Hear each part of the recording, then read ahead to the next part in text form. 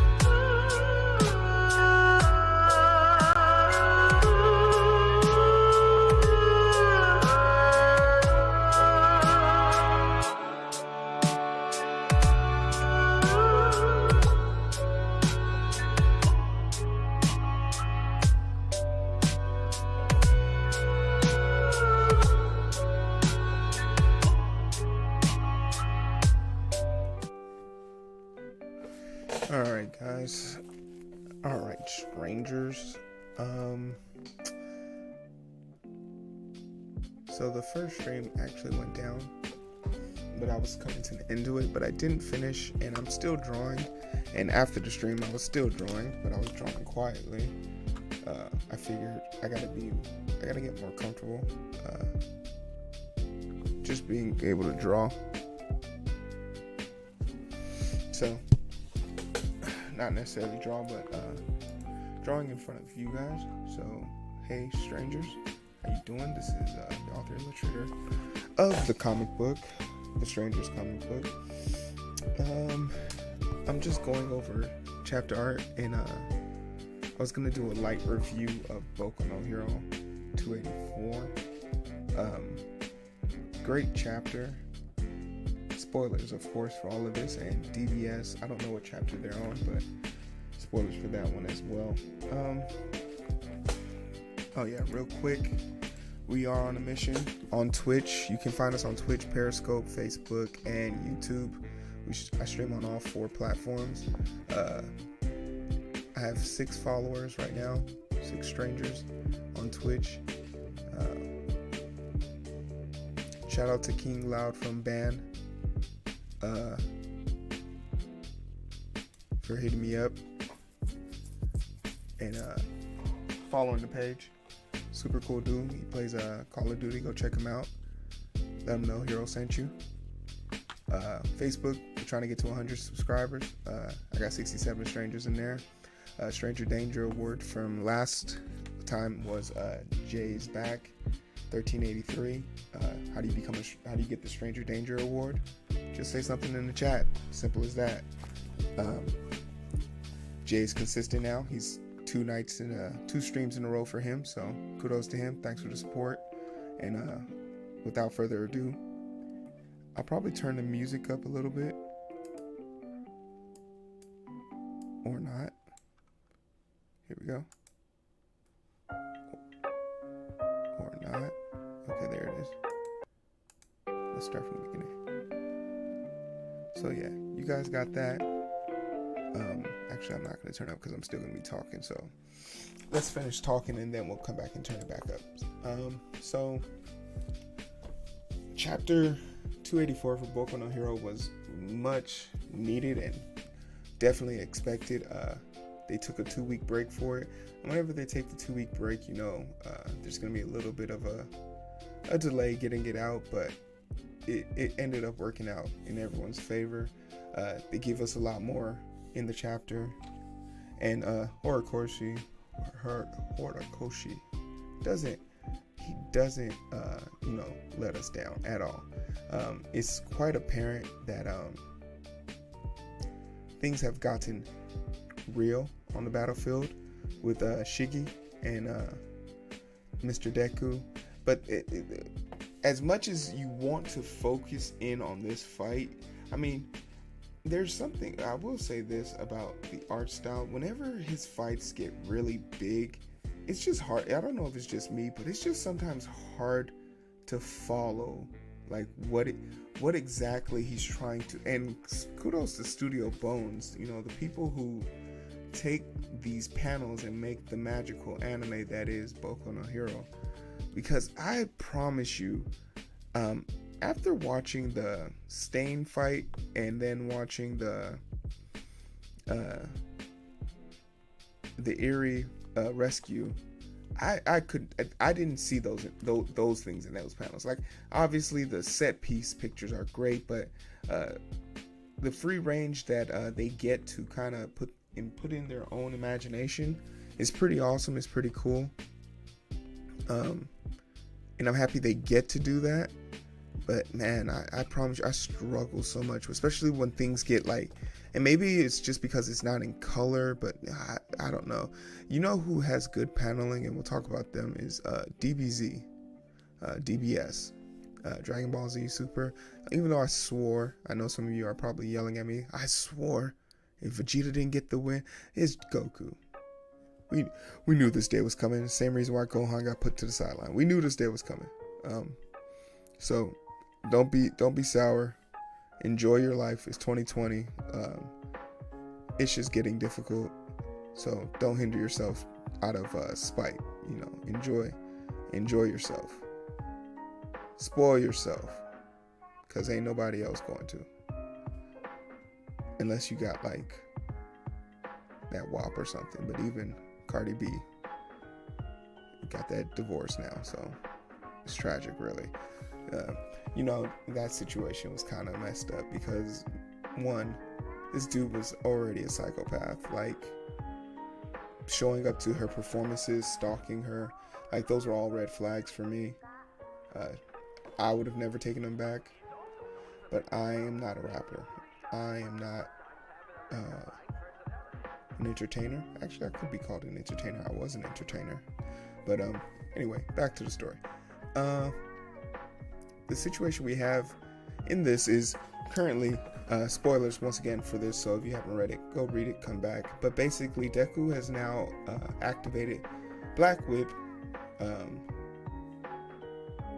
Who does he get the power of strength from? Is that what what hero quirk is that?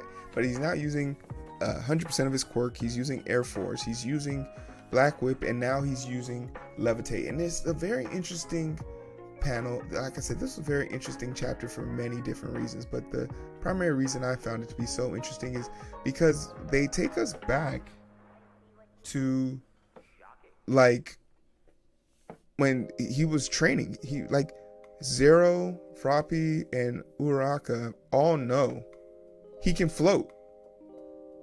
And you don't want to do, as an author, there's a few things you don't want to do to your reader, and that's insult their intelligence. Pretty soon, these grade 8 characters who are supposed to become the heroes of the future are going to start asking questions like, how the hell does Deku have 4 fucking quirks? Like, what's really good? Furthermore, clearly All Might knows something and he's not telling us. And Bakugo, I didn't see this coming this quickly. I knew it was bound to happen, but his attention to detail, you know, his ability to care about Deku now more than ever, and I think that's a sign of good writing, because it's so jarring to see this person who, like 6 years ago, or not even that, like 10 years ago, was totally bullying this kid. Now that bullying is turned into not even a competitive, but a sort of a nurturing relationship. And shout out to Afro Deku. Like, I thought that was a really nice touch, super cool. But it really made me wonder, you know, how much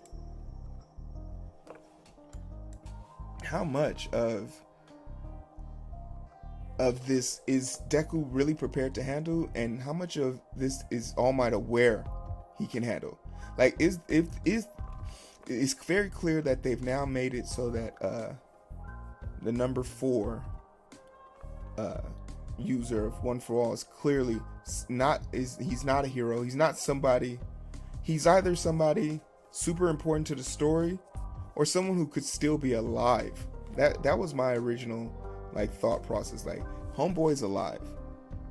You're talking about this dude in the third, like, you scratched him out of the book, and maybe he's alive. Maybe he is, and there's a possibility he could be a villain, but I don't think like him being a villain matters as much as the fact that this dude is alive somewhere.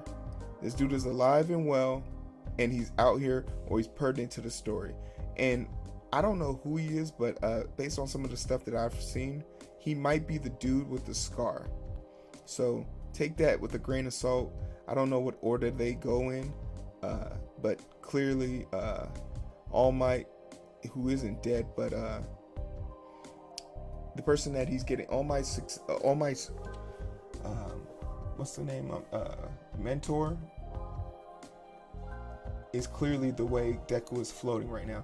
And he apparently has known how to use this from all the way back when Eraserhead was going to go see his friend. So he learned how to use this move on the low, and we just haven't seen it. He hasn't brought it out with an opponent, but you know, it would have, and I'm okay with this. I don't think that that's a problem, because if he had brought it out of nowhere, if he had just pulled it out of his ass, then I'd be complaining about plot armor, like shonen plot armor right there, baby. You wanna know who could have used some of that shonen plot armor? Mirio. I'm never gonna let that shit go. He beat up a whole class. He couldn't take on 3 dudes. I don't care. The thing that really just struck me was his plan. And Shiggy is super calm here. Not a care in the world. He clearly is starting to piece together that he was woken up early, and that's why probably he's not healing as fast anymore.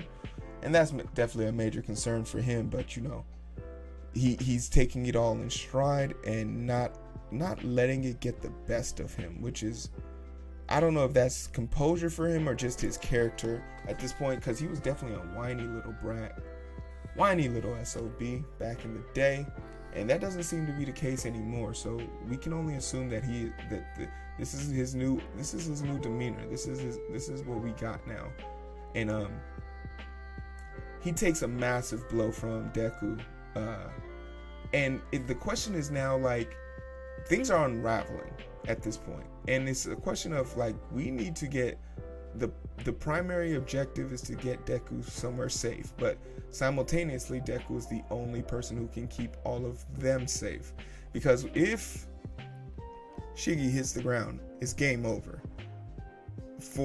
And we don't know what extent. We saw the extent actually, but we don't know if that's all he's got in store. He could send his decay wave all the way to where the number 5 hero is, the rabbit chick. I always forget her name, but like, we don't know where he could send this, the extent of his power at this point. And to be honest, we ain't trying to find out. So keeping him in this fight, there's a question of, okay, one, the tactical genius that is Bakugo, what is his plan here? Because clearly his freezing last time led to the inevitable Endeavor miss, and it just doesn't sit well with him. So he's clearly now on this strategy hike, and I'm okay with that. And you're clearly starting to see the role Bakugo plays in this, and there's a hole in my heart that sees Bakugo not making it out of this fight. I'm calling it now. His arc is basically complete, and that's the sign of an exit stage left. He is showing an exuberant amount of compassion for Deku that would tell his story, that would help unlock some devastating blow. But then I'm saying to myself, is this the last season? Like, do we know, Horikoshi? Are you done? You good? Don't be on some Hunter x Hunter type stuff. All the Hunter x Hunter people out in the world still waiting. You will die waiting for these people to make that comic book for you. But hey, I'm a believer just like you. So after the flashback and back on the battlefield now, we have this situation going on. So my immediate thought was like, oh, okay, let's not like get too brash. Let's not get too out of control with this. And I'm having like a difficult time even just remembering what happens. But basically, let me take a sneak peek real quick, because I read this on Thursday. It came out early too, so that was nice.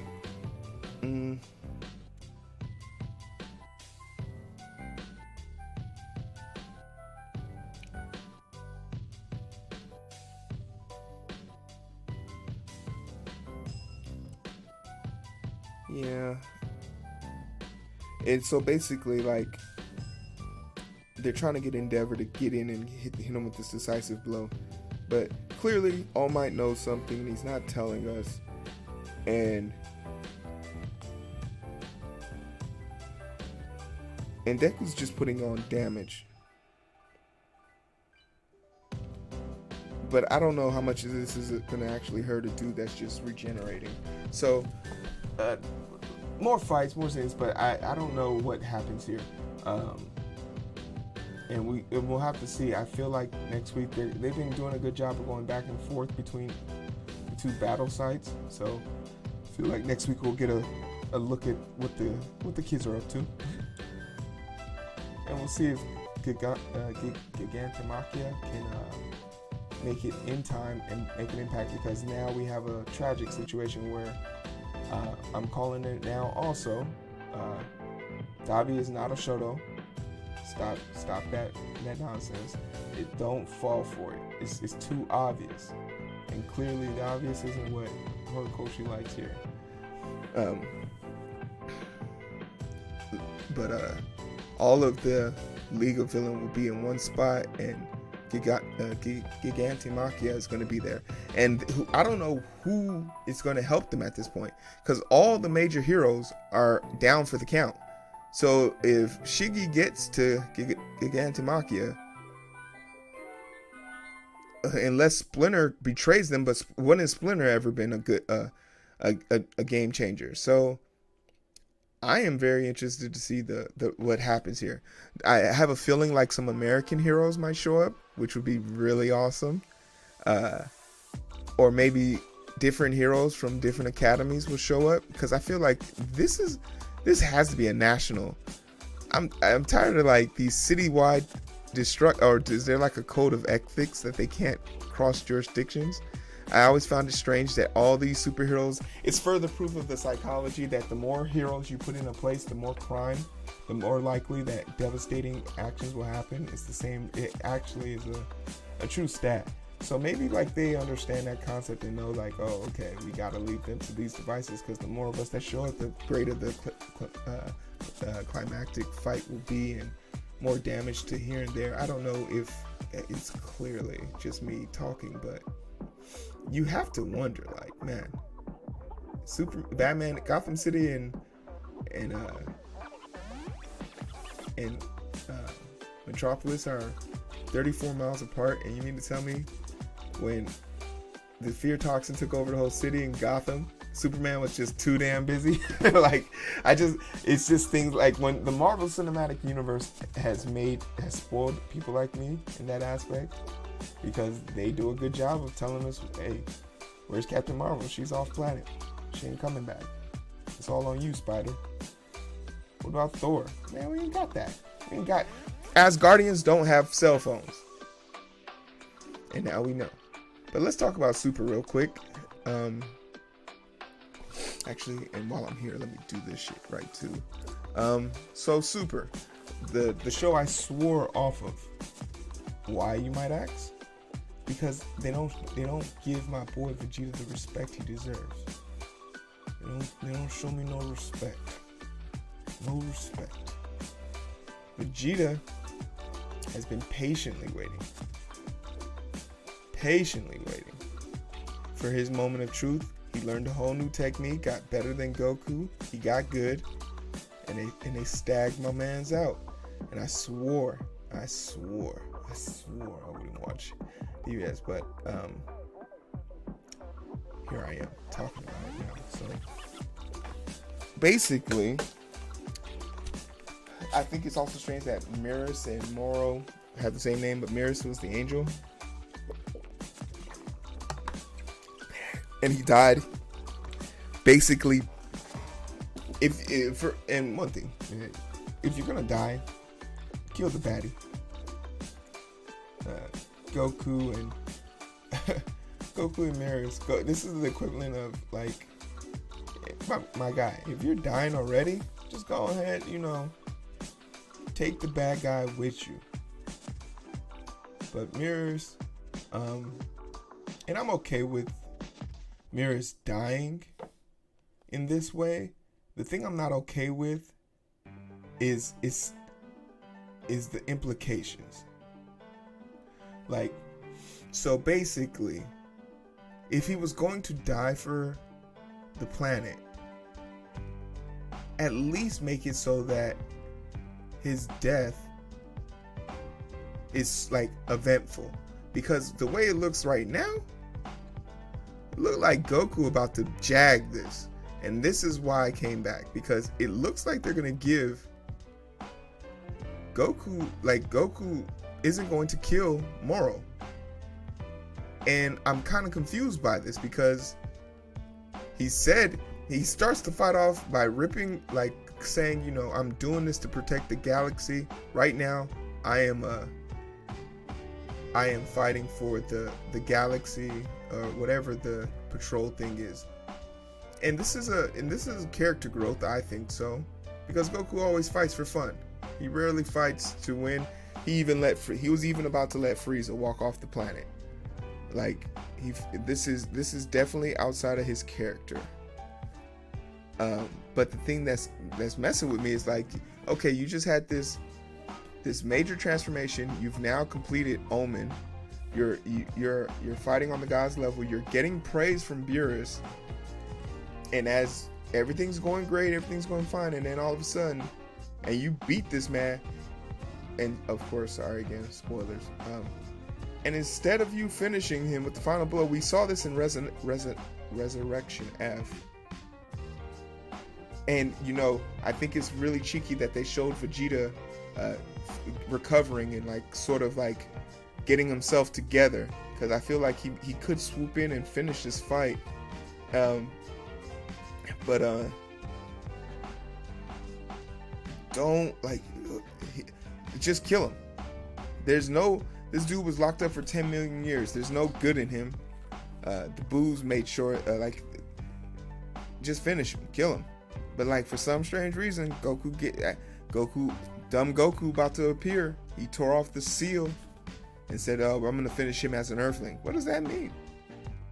It's either Drago's state of mind. If he dies, he dies. You feel me? But stupid Goku might be on the way. Might let this man up. Might let this man live. And give him a second chance. And I think it's pretty interesting that Beerus and company are there, because once again, an angel did die on this planet. So somebody's about to have to go talk to the Grand Priest about this. And if Goku's not careful, he might have to explain why he constantly interferes with events that are beyond his comprehension. An angel dying is not a good thing, period. So, but basically he beats the dog crap out of Morrow, and the dip. Hold on.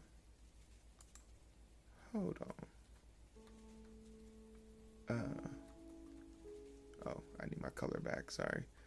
He beats the dog crap out of Morrow. And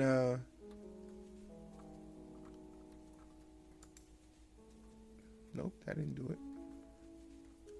Where is backlines? Oh, where are these lines? If you're wondering, I am looking for my lines. Okay, I have to have like lines. Wow. Ink.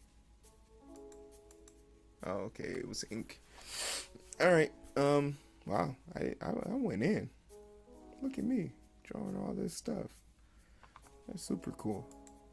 I gotta remember to check all my files before I close stuff out. That's awesome. I made a lot of progress on this.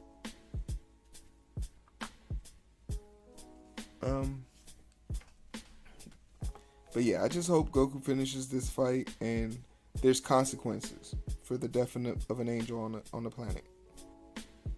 I hope that there are consequences for this.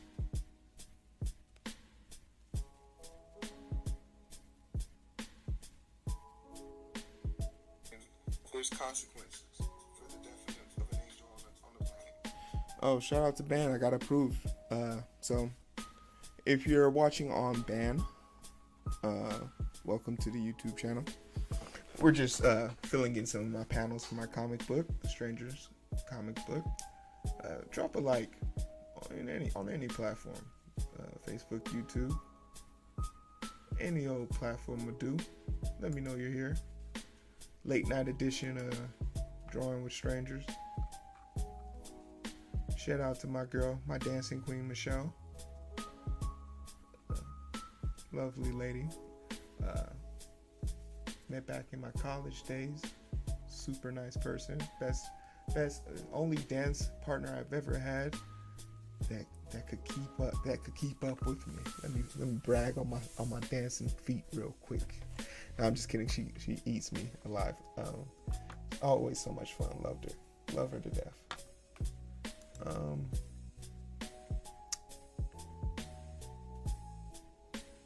Okay. Interesting. And are we live on Periscope? Yeah, we live on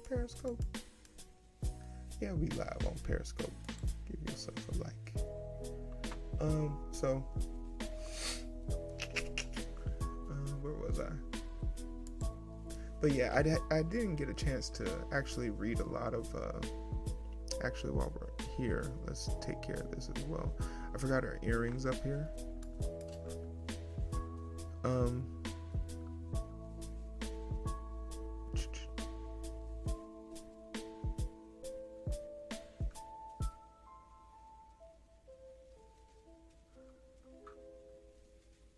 Ink one has hard lines. And then I didn't get a chance to read into any of the other comics I was following this week, just because I was so busy. But it's definitely on my things to do list. Back color, back lines. Oh, okay, so that's that. All right, that's nice to know. Crack, copy, merge. Always be organized with your stuff, guys, or you'll end up like me, miserable, looking for stuff. Miserable and looking for stuff.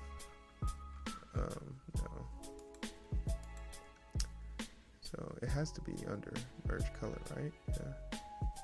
Oh, here it is. All right. So let's go D. Add these earrings back.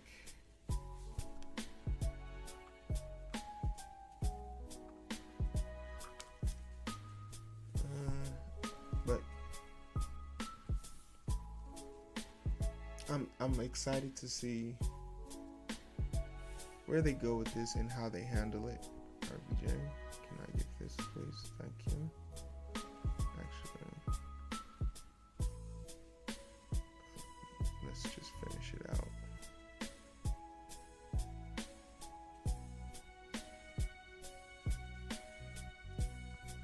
Yeah, so let's just go here.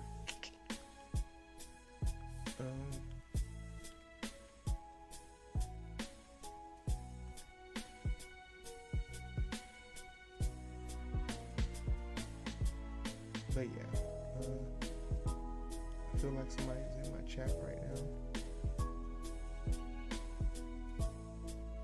And if not, I'm pretty much get pretty quiet unless I'm talking about, but I've already covered it.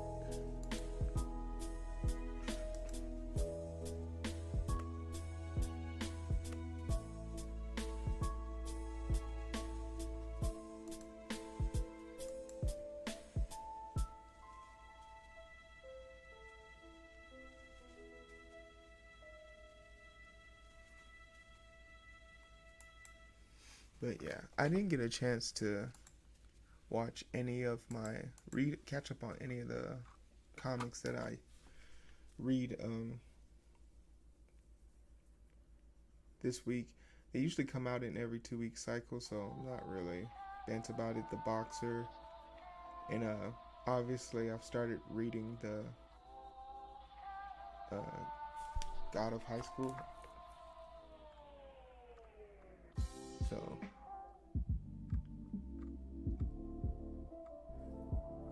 I just the God of High School.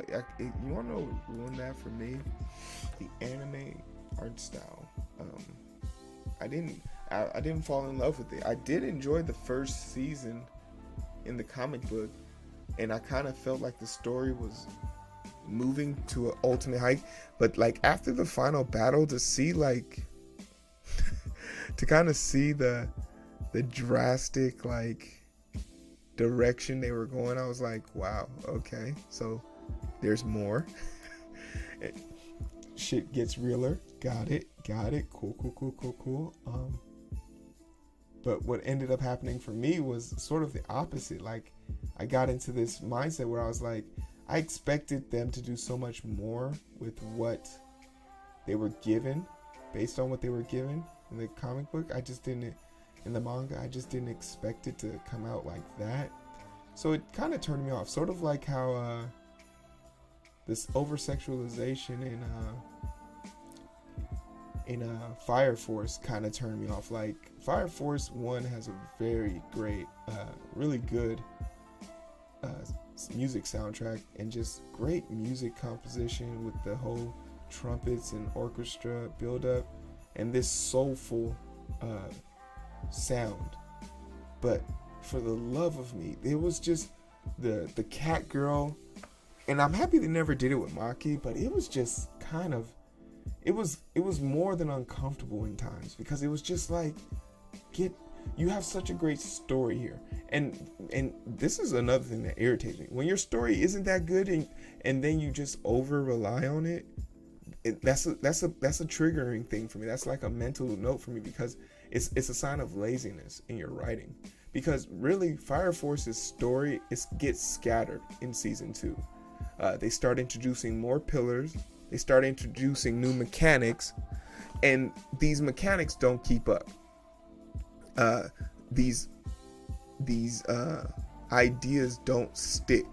So if I start poking holes in your stuff, and as I'm poking holes in them, instead of you using the time to like solidify your story and make it make sense, you're poking fun at a girl who randomly loses her clothes. And I made it in the manga to the point where she gets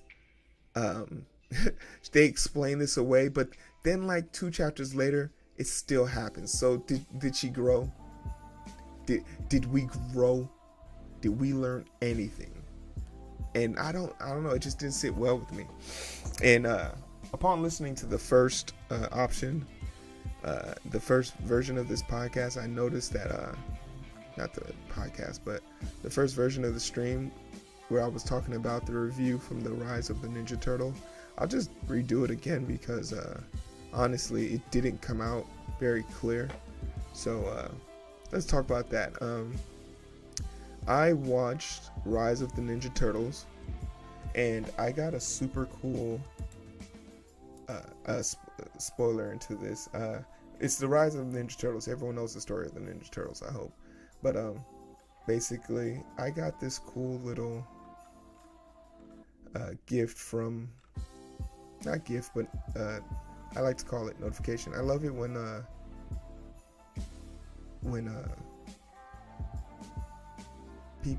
artists communicate or talk back to their fans. So I'm trying to find it right now.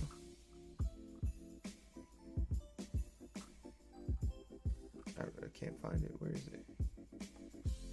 It should have been like tweet tab or something. It's above here, I know that. But basically, I hit up Kat Graham, who was the voice of April O'Neil, who was my favorite character in that show. And just to let her know, like, you did an awesome job with this. Like, I don't know if anybody's told you, but you're awesome. And she responded to it. She gave me my 10 seconds of notoriety, and I just wanted to let her know I appreciate it. It's a little thing.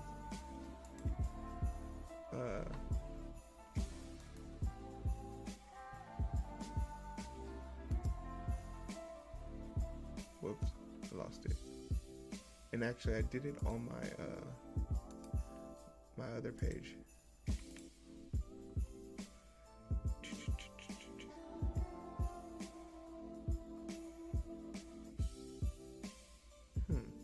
I really can't find it. Oh well. But basically, if you go to my my Twitter page, you'll see it. I can't find it. I can't believe I can't find it. But hey, music alert event, little frame, viewer count.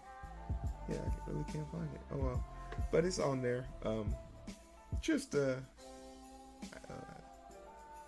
guess I can make a new one. I mean, you guys are already here, right? Right.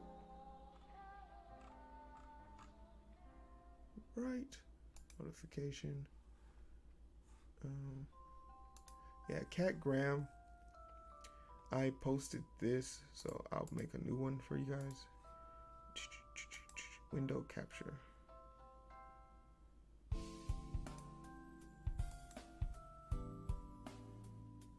Interesting, it is gone. Tweet.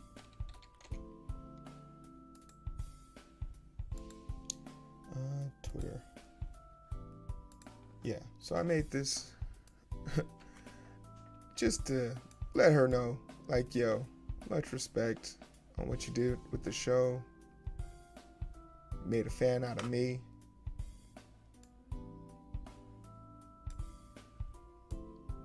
And like I said, she was definitely my favorite character in the whole show. So it was super easy for me to, and you gotta love Twitter for this. This is when Twitter comes in handy. It gives you direct contact. Just Cat Graham. So I just watched Rise of the Ninja Turtles, and you as April O'Neil was everything I could have asked for. Great job. You clearly, if you watch the show, she's just so well animated. She was really designed for the voice, honestly, and I really just enjoyed hearing her interpretation of the character, because the only Ninja Turtles I've ever seen was from Michael Bay and the late 80s, and those are two drastic versions. I thought both of them were good interpretations on themselves. When the Michael Bay movies stopped taking themselves so seriously, I thought it really got interesting. The second one was better than the first one to me. And then the 80s were just the 80s. I mean, it was Uncle Phil as the Shredder. That was terrifying, because when he raised his voice in the Fresh Prince, I had nightmares. Shredder was coming for me. So those things are real. But this rendition, or this interpretation of the Turtles, is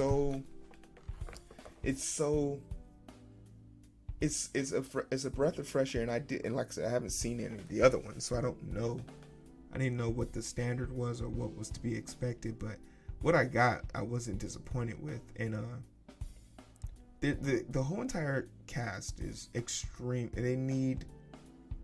I was really disappointed to hear that their third season isn't happening due to COVID, but man, the cast could not have been any better. I think John Cena's in this.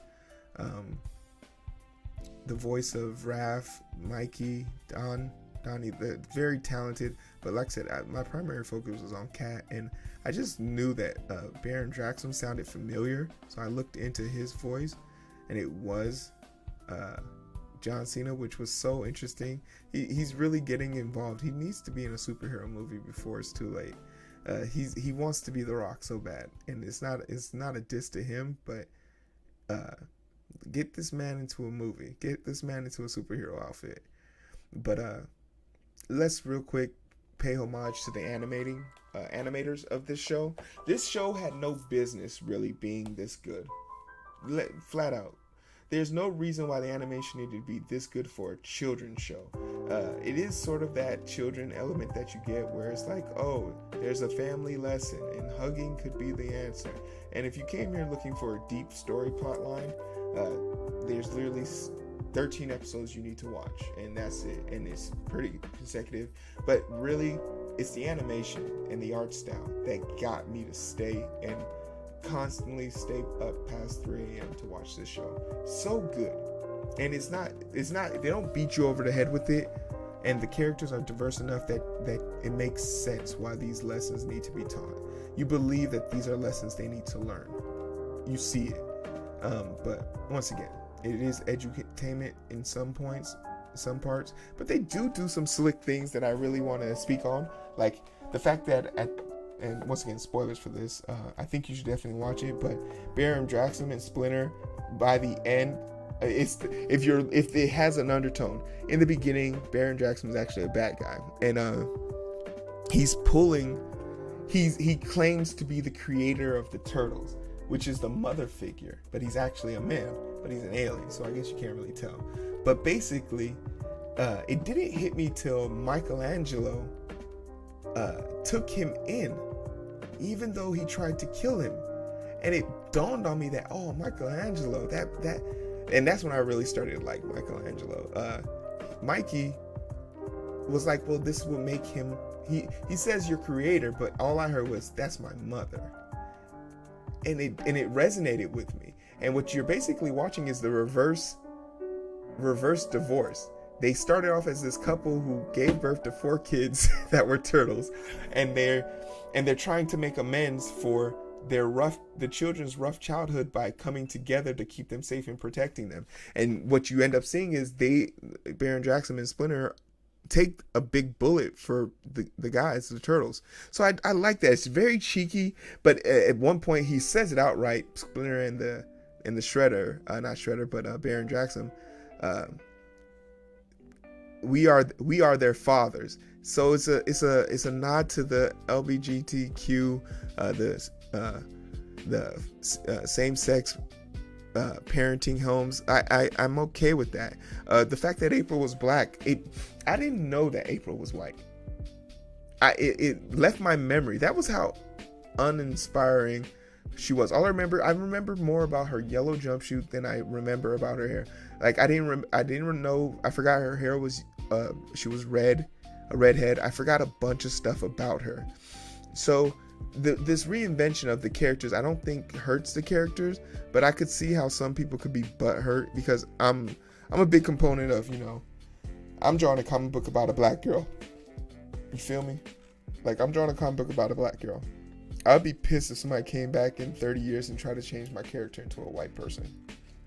So I get that, but this is something that I feel is okay, because one, these are like mystical beasts. So the whole LGBTQ messaging could be ignored from a standpoint of these aren't human beings. So get off your high horse. But also it gives the nod, a quiet but slight nod, like, we're on your team, don't worry. You got to make both sides happy sometimes, especially when money's involved. But the thing that really drove the story at this point, and once again, it's this story. It's good versus evil, and it has the Scooby-Doo type setup. These are 30-minute episodes, 15-minute segments. So really, like, if there's 12 30-minute episodes, there's really 24 episodes, unless it's like a plot heavy story where they use the whole 30 minutes to kind of go over the show, and it flies by, man. The first season had 26 some odd episodes, but I mean, they flew. I remember just being up one day at like noon on my birthday, and I started it, and like, if I didn't take a break, I would probably have finished it by 4 days, like binging it straight through. It was so much fun. But really, what you're coming for at this point is the animation. So let's give a quick second to acknowledge these animators. Flying Bark Production, Australian group. They pay homage to the East, and still being on the East actually side. But I don't know who these animators are. I don't know what they look like. I don't know if they have proper formal training in this art style, but they did a hell of a good job.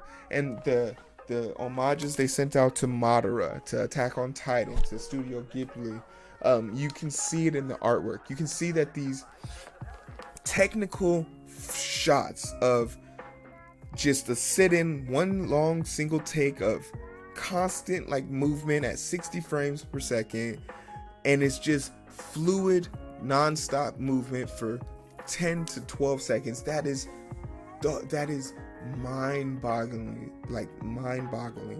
difficult animation. You're asking a lot of your animators to do that when they're doing stuff like that, and there's no hint of laziness or unsatisfactory animations or gap animations.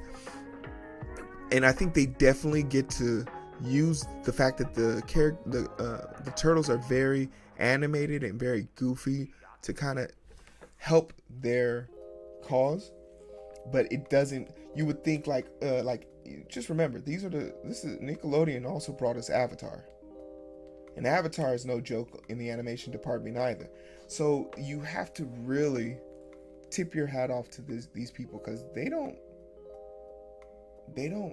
hesitate. They didn't pull no punches with this, and I definitely, I'm happy I found this and was able to show my support with my paid subscription. With my paid subscription. Let's see. And let's Let's turn down that music just a tad bit.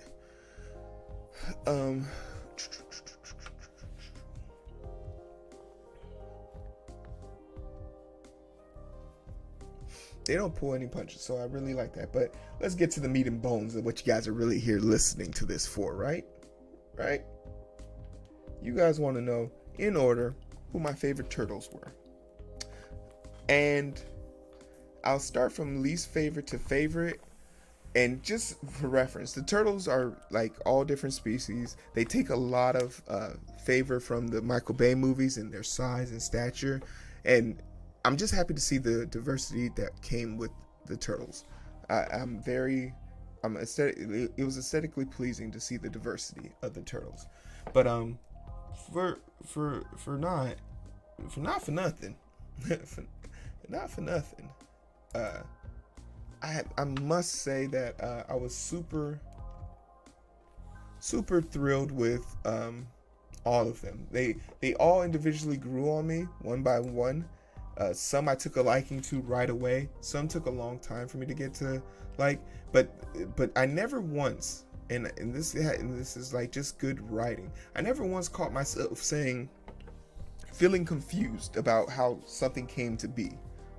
Like even the fact of how Shredder came to be in this universe made sense, even though I don't know the real origin story of Shredder. Even though I watched it as a kid, I didn't really watch it for the story. I watched it because it was colorful and moving fast on screen. That's the extent of a kid's attention span. So that's what my parents did for me. But what ended up happening was, in order, if I had to go anywhere with this, Leo, who is not the leader in this. I remember Leo being the leader in most of these movies and shows, but he's not the leader. It's actually based on size and age, I think, and because they're all different species and they're not twins in this one, the leader is Raph, who's the biggest one. But Leo was my least favorite, and it's not so much because I didn't like him. His voice actor was actually very charismatic, and whenever he came on screen, I was always attentive. But I think the thing was, I didn't really relate to his nature, his comical nature. I always found myself saying, because I have a bunch of brothers, so I always found myself saying, which one of these brothers would I actually get along with the most? And Leo, I feel like, would be the least, because he doesn't strike me as like he's very nonchalant and he will not follow through. Like, he will not follow through with the plan. He's supposed to be the most athletic and agile one, but it's almost like a running gag. The whole entire first season, he never once landed on his feet in any of the fights or any of the action poses. Like, they did a superhero landing once and he fell. He was the only one to fall, and he constantly trips other ones up, and he'll sell the other ones out. He's a troublemaker, and it just didn't ring true to me. Especially, it was kind of jarring because I remember him being the leader. So now to see him take on this sort of like this jokester type role was kind of off-putting. Even though Mikey is coming in third right now, I don't want that to be taken as a slight, like he was an uninteresting character. I feel like he's third because he didn't get enough camera time. For all the stories I remember, Mikey's stories are the ones I remember least. But as the stories got, and like in the second season, he got a lot more of attention, and his story was a lot more meaningful. Once again, like I told you with the Baron Jackson and the Splinter story, where he's basically the son with two dads who are fighting, and it was something magical about it. And he has these catchphrases like "oh my gosh" that you find yourself saying throughout the day subconsciously. So you subconsciously, his character kind of resonates with you. But he's the artistic one. He's the smallest of the turtles, and he's really like the flair. He's Mr. Delicate Touch. He's the one that says the catchphrases, the cowabunga, Lean Green Turtle Machine. Like, he does those things that you remember. So it sat well with me. But like, once again, like his mystic weapon was also kind of quirky to me, and this was the one thing I wish I got better understanding with it, because you never see them get better with their tools or train for that matter. But once again, you don't. If you're thinking like that, you're thinking too hard. It's a children's show. But I wish they would have kind of explained something about Mikey's weapon, which was this ball and chain type weapon. Did it have the ability to make things lighter? Because if that's how it works, then it makes sense. Because at one point in the show, Michelangelo picks up a whole entire, with the ball and chain wrapped around it, he flings a oil tanker with tankers on it effortlessly, to the point that it got the attention of another turtle. So I was like, oh, so this is something he didn't know he could do. He can lift heavier things with his turtle thing. But then I saw Shredder like break through the chains, and I was just like, okay, maybe he can't. But then also, like, I was like, is this his mystic power thing? Like, there's no explanation. I think that's the best way to leave it. So then the last two turtles, right? Who was my favorite? Raph and Donnie. And it really was really close for me, because I feel like definitely I related the most with Donnie, and just his need for perfection, and he was the funniest to me, and he outright says this, and he has the most like fourth wall breaks, and he has the most interaction with April, but he didn't resonate with me on an emotional level, which is what I got from Raph. So Donnie would be my second to favorite turtle. And once again, like, for all the things I stated, he's comical, he's interesting, he had some of the more dynamic actions, and even though, like, and the turtles play off of each other, even though I think he's the tallest, but he's sort of like the lanky one, but he's considered to be the bait, because he goes out there for the distractions, even though it would be smarter for you to send out Raph, who is the bigger bruiser.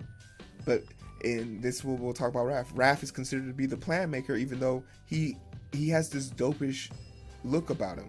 But he's considered to be the plan maker, and they're always waiting for Raph to come up with the plan. So, and it could be just the big brother thing, which I remember very often growing up, like having to come up with the game plan.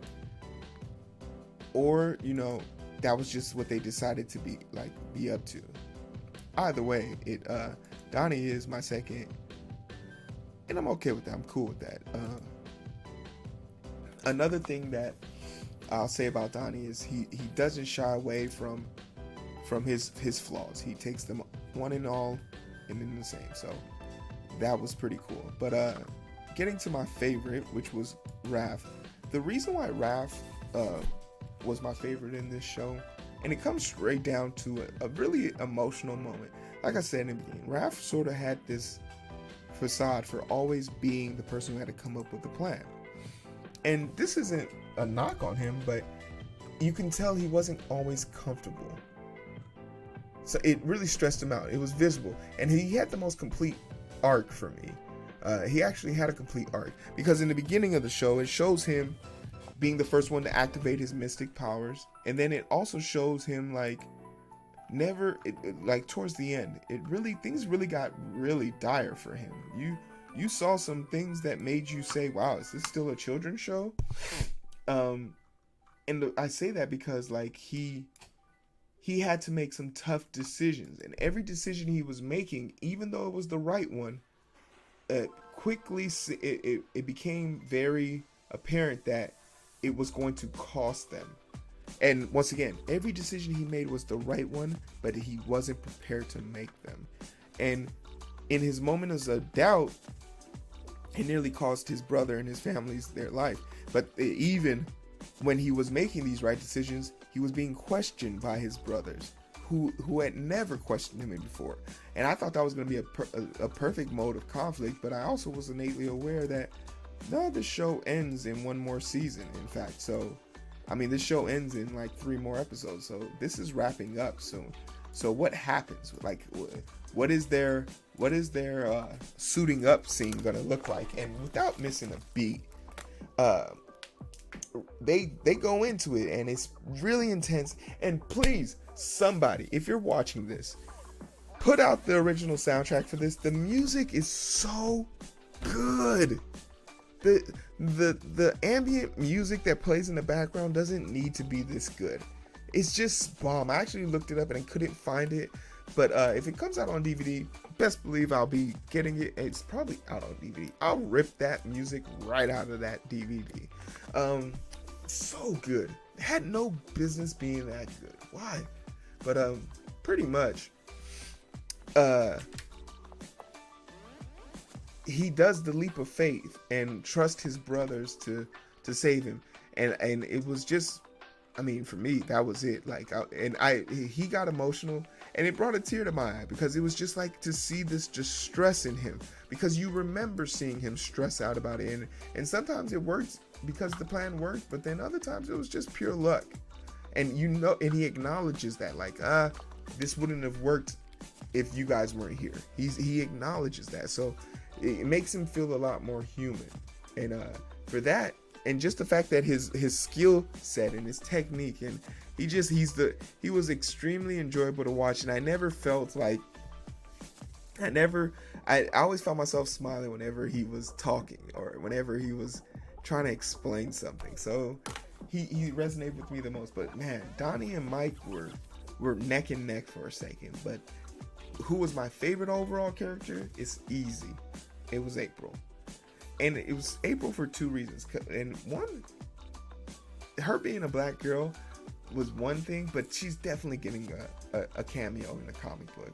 I loved her that much. Like, I want to put her in the comic book somewhere, in my comic book. She had this personality and flair about her, and you wanted to know more about it. You wanted to know more about how she met the Turtles and how she became friends with the Turtles, and like just her backstory, because you do see some backstories for her.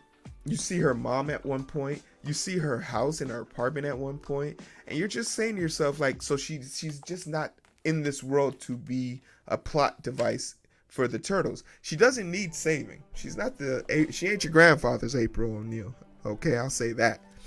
But she definitely has her own personality, her own swag about herself. She has her own friends and her own hobbies, and she doesn't live in the Turtles' shadows. She takes down season 1's boss with an awesome scene, a well choreographed scene, and an homage to One Piece. So you really just learn to just really appreciate April and everything she does. But man, she was so much fun just to watch. And for what it's worth, I hope personally they bring this back.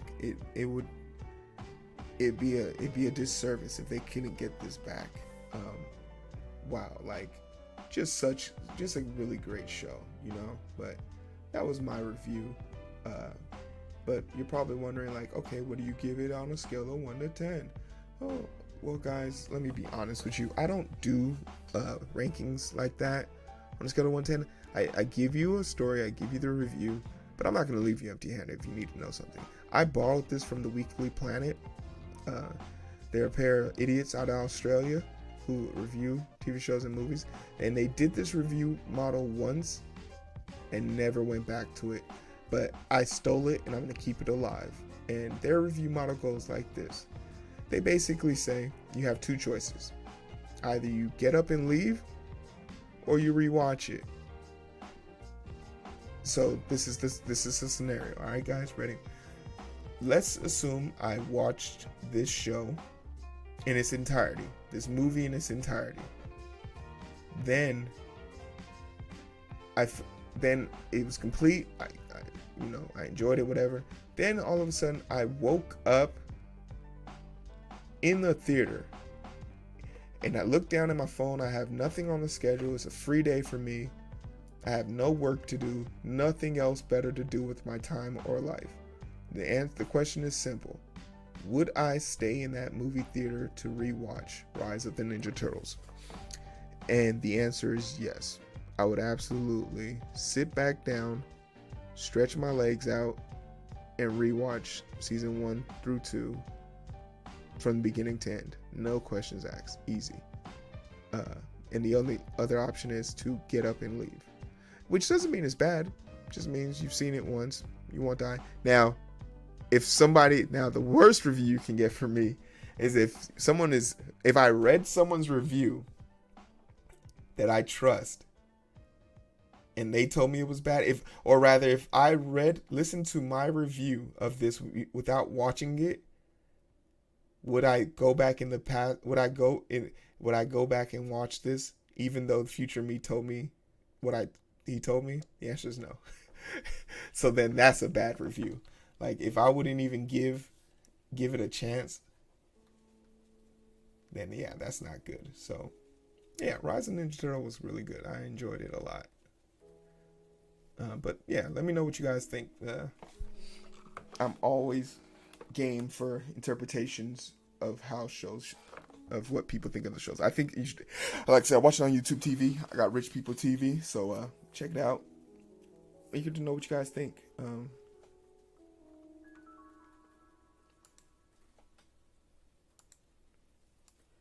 But what else did I talk about? Oh yeah, we talked about the PS5. So let's put that on the record real quick, because I know that didn't come out clear. So the PS5 came out, and me gosh.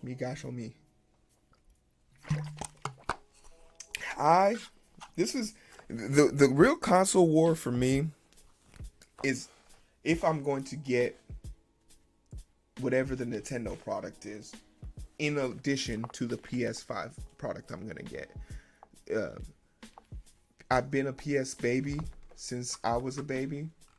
I've had every PlayStation except for the Vita. Every PlayStation has graced my hand, though. Product has graced my hand.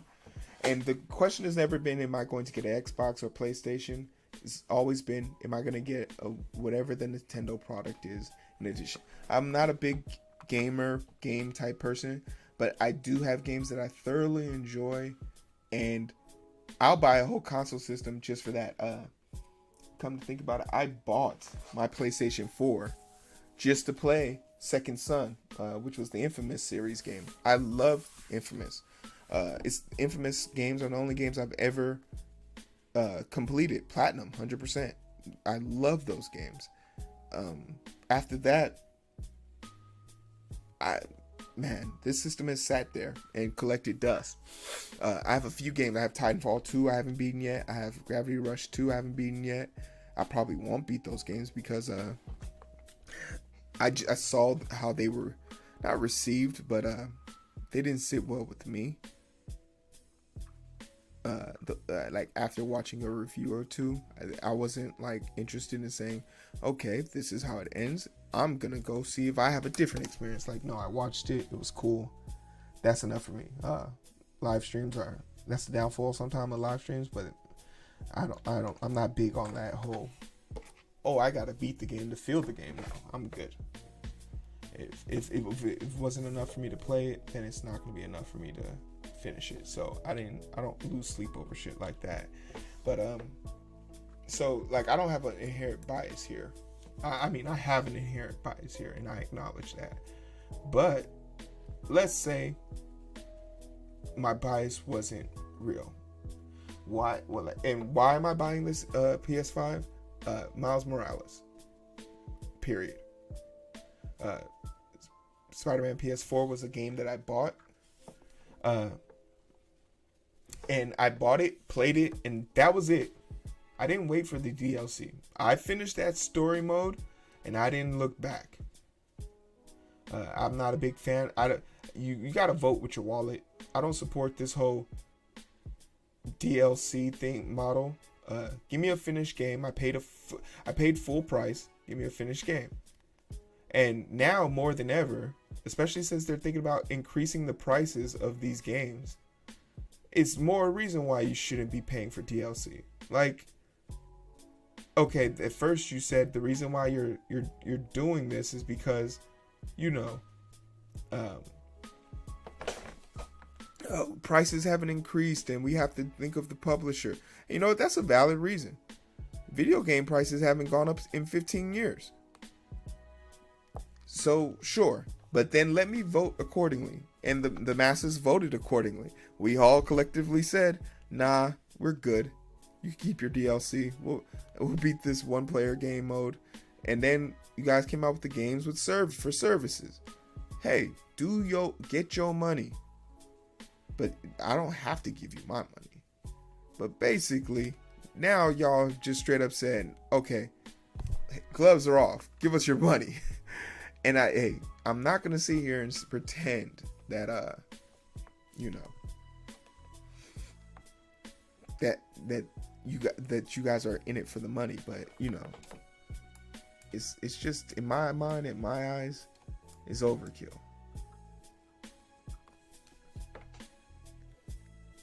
What the hell? My mouse isn't working. Nothing is working. Cool.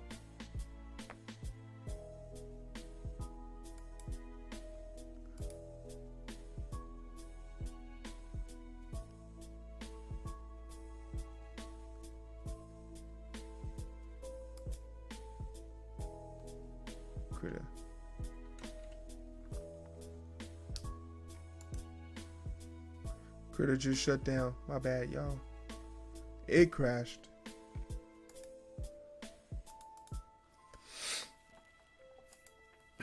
Let's see who we got. We got one person on each platform. That's awesome.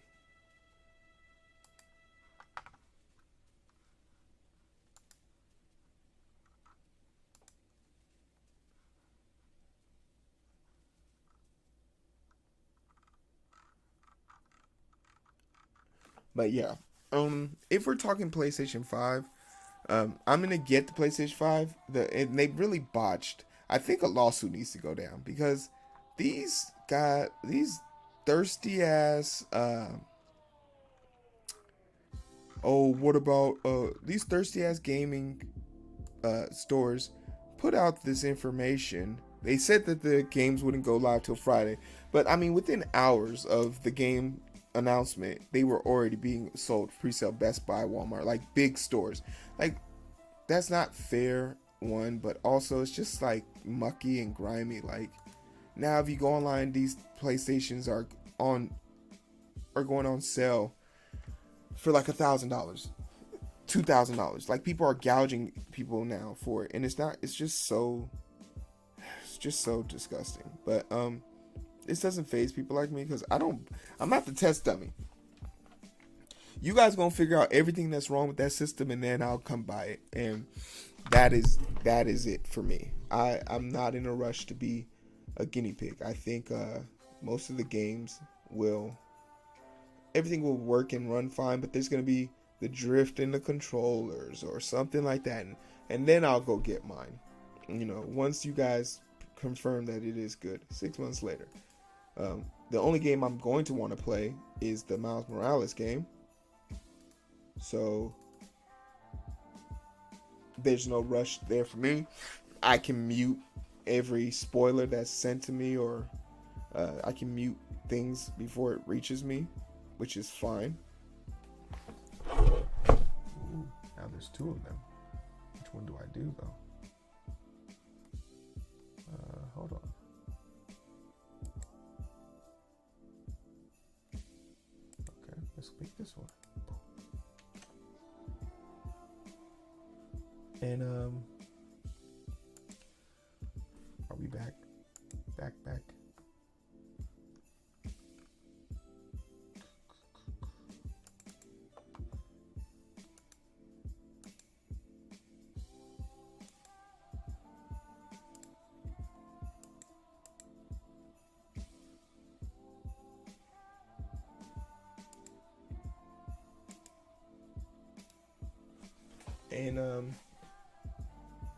And so yeah, there's that.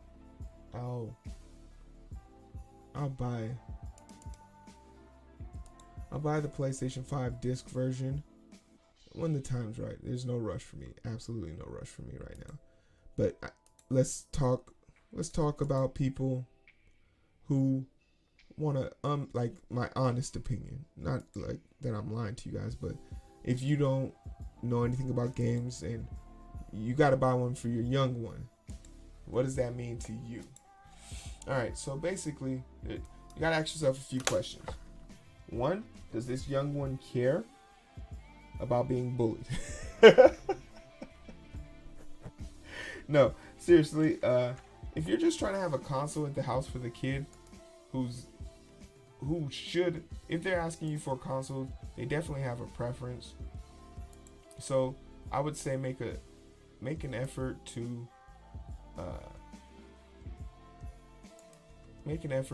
get that console for that kid. But in the event that let's say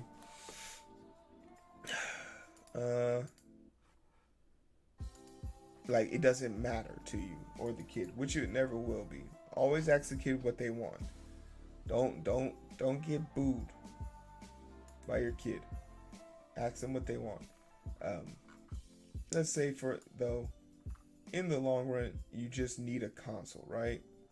All right. So with that being said, which one it would be best? And the console wars are drawing. Oh, there we go. Cool. We're back. It's becoming harder and harder to discern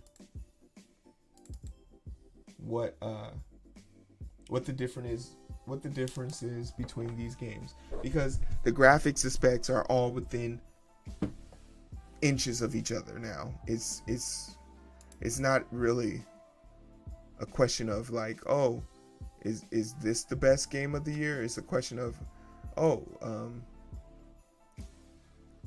I'm getting this game because of this reason, and exclusives could be a reason. So let's talk about that first. Straight up, which system has the best console for exclusive? Is gonna be Sony. God of War, the GTAs, Spider-Man. They killed it, and this is how they killed it last year, and it's amazing to me that Microsoft hasn't learned this yet. You need to go out and buy studios to make you exclusive games that are fun. Video game consoles need video games to be fun, but furthermore, you have to be able to make like these games fun. Like, you need studios to do it. So just start. The specs don't matter anymore, especially now.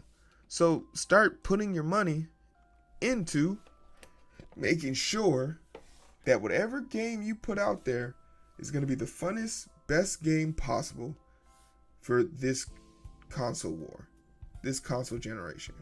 And if you can't do that, politely bow the fuck out. It's amazing to me that Microsoft thinks they can just go up in here with no exclusives and win this war. And the games that are exclusive to them, like Halo and whatnot, they didn't look good. I didn't play much of Halo growing up, but it just didn't. The graphics didn't look good. I was perplexed at what I was looking at. But they put that out there like it was everything. So if you're not worried about that, then let's just talk facts, prices. If you need a new console for your kid or yourself, and you don't care about exclusives or any of that nonsense, both consoles makers are coming out with a version of the console that is cheaper.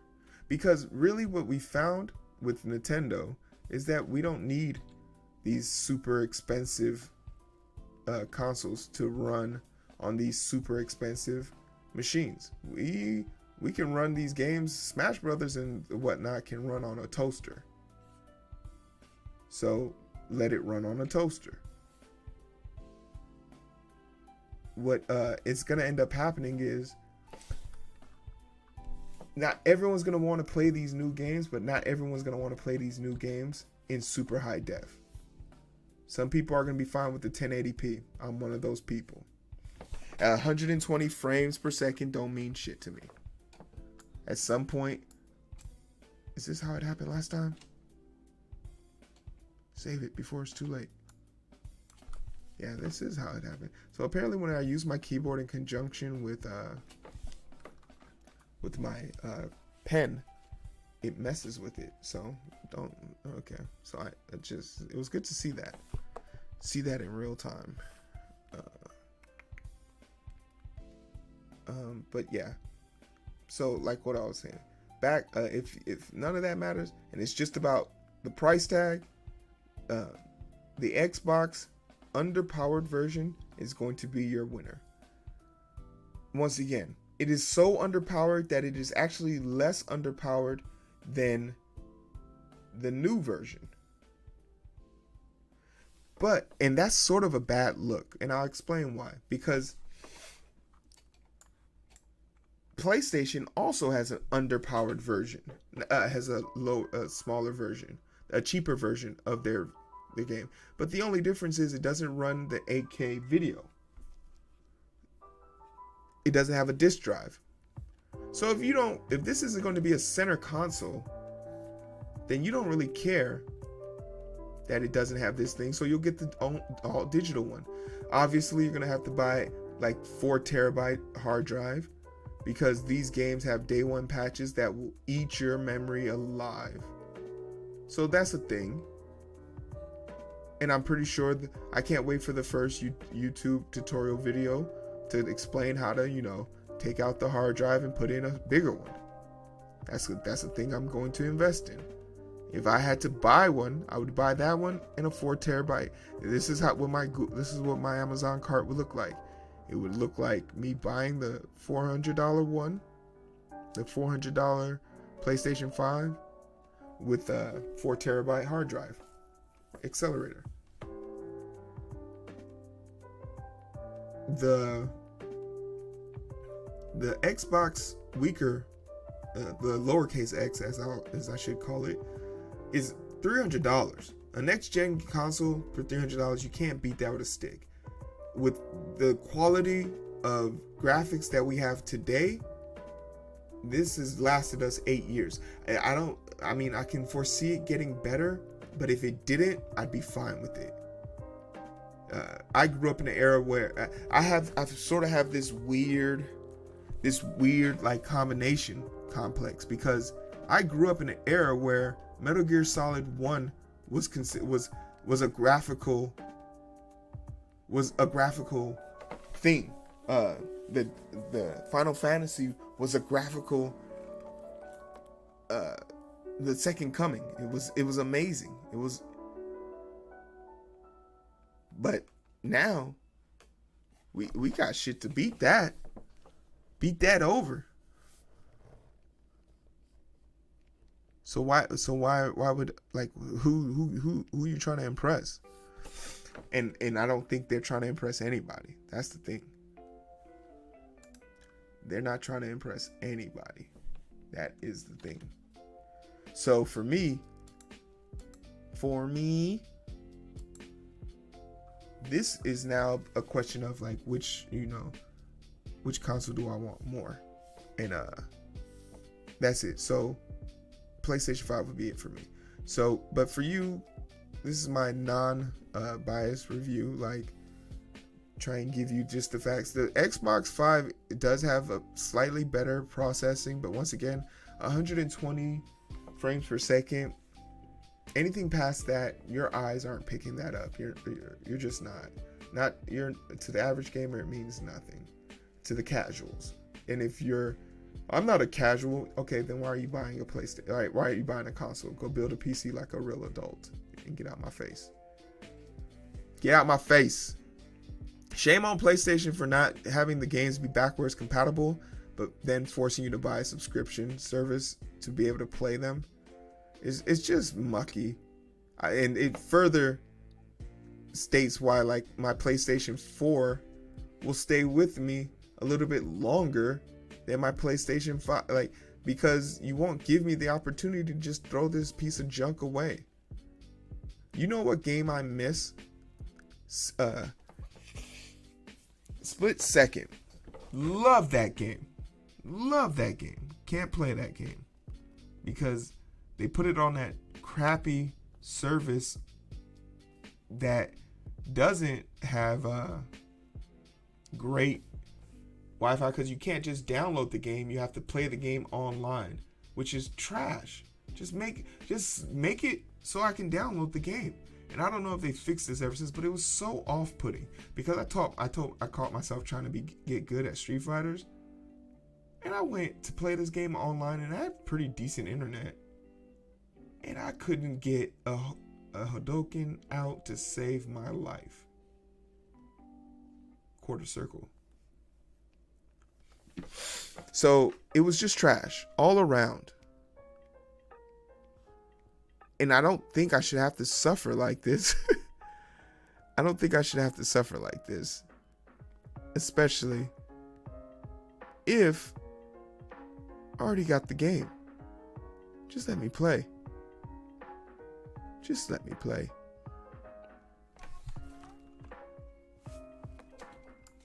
But yeah, that was my soapbox chat.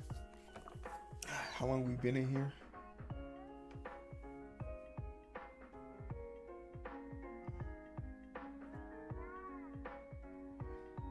Time really do be flying. I've been in here for an hour and 30 minutes. All right, let's. This was a fairly easy one to shade in. Not a lot going on here. There's a lot more special effects happening in this one than most of my other pages, so fairly simple. But we'll take a quick look at what is this 15? We gotta go back to 14 before we go to sleep. We're gonna go fix 14. We gotta add bracelets to Zemi's right arm. We had to go look in the comic book to confirm. Never draw your characters without references. When I was drawing these characters, a lot of you probably looking at this and comparing it to like my current artwork and thinking like, what the hell? Am I regressing? Possibly, but more realistically, what you're seeing is something that I drew like 4 years ago, 2 years ago. So now I would never draw or color without a reference. But yeah, you catch your mistakes that way. So we're gonna go give her bracelets, and then we'll shut this stream down. No one from BAM came to say hi to me. Everyone sleep like a normal human being. Makes sense. Makes sense.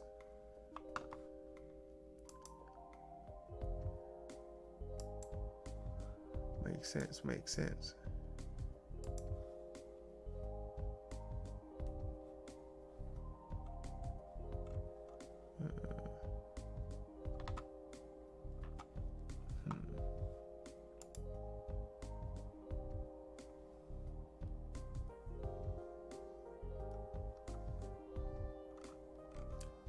A lot of people's birthday.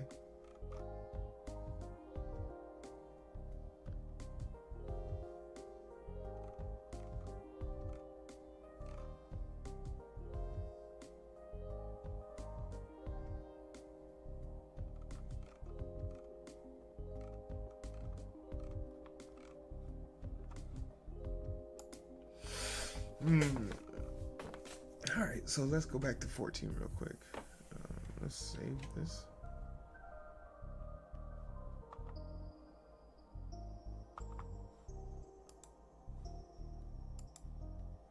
Open 14. Who do we have with us? Who you with? See, I can spot it from a mile away. And I actually shaded this, so this would have been cut up within the next few days. Arrow. Whoops.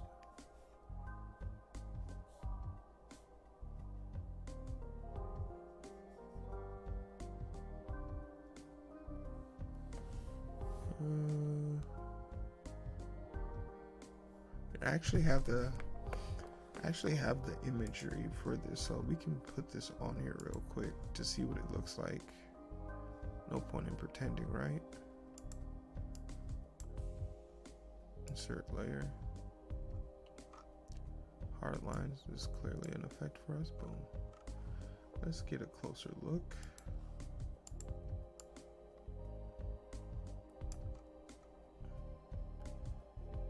It shrunk it.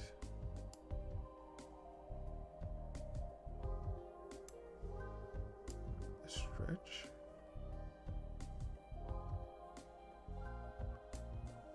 Yeah.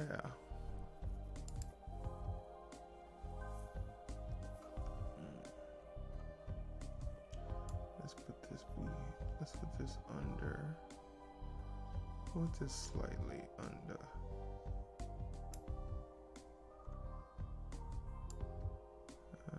We want this under her. Under the main color. Yeah. A little bit more purplish than pink, but it gets the job done. It gives the people what they want. But yeah, let's add those bracelets real quick so we can be done with this. Main color.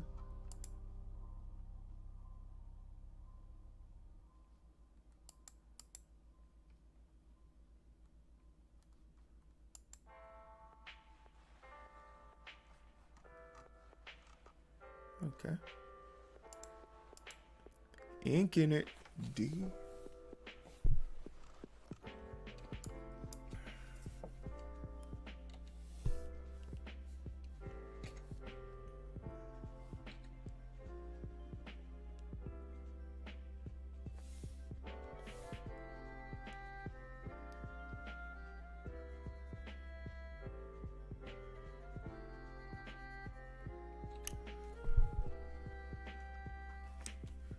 Ain't no games.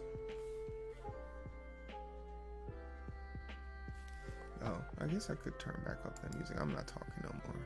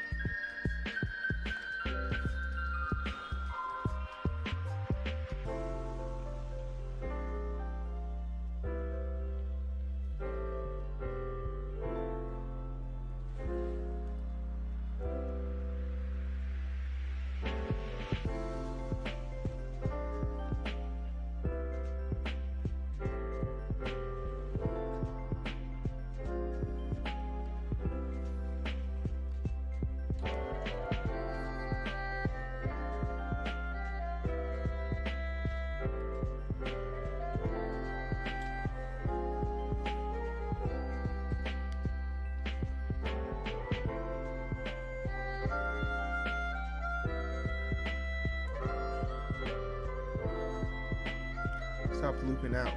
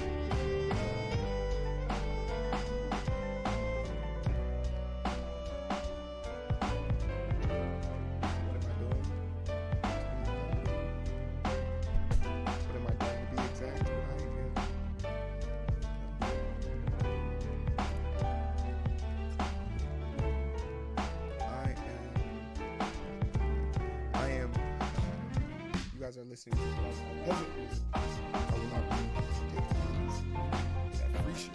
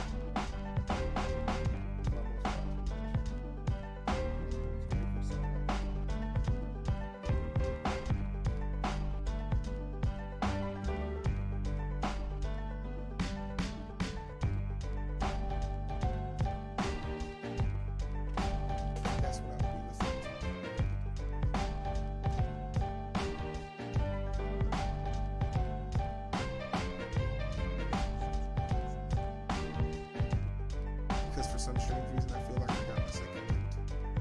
So I'm gonna take advantage of this. It's 1:42 a.m. 9:20. 2020. That's 3 20s in a row.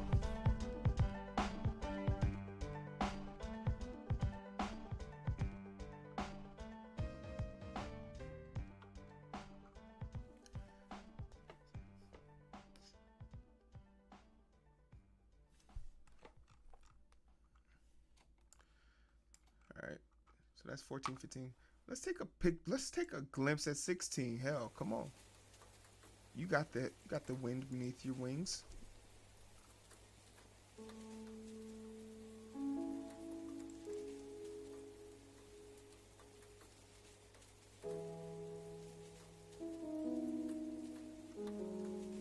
Oh my.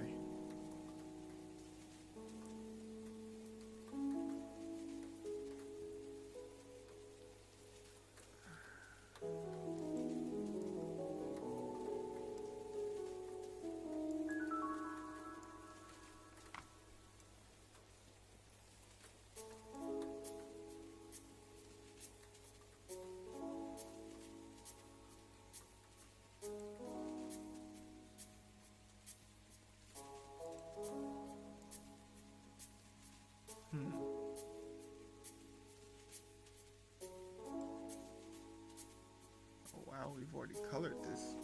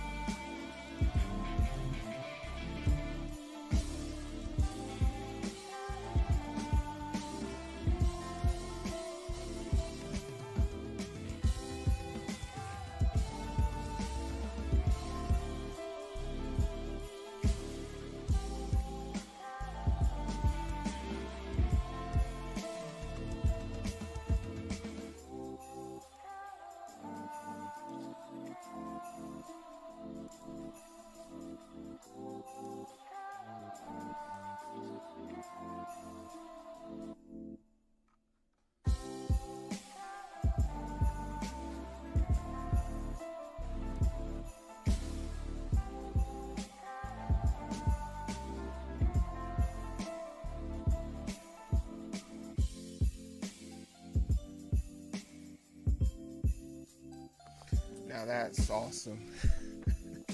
That's awesome. That looks way better.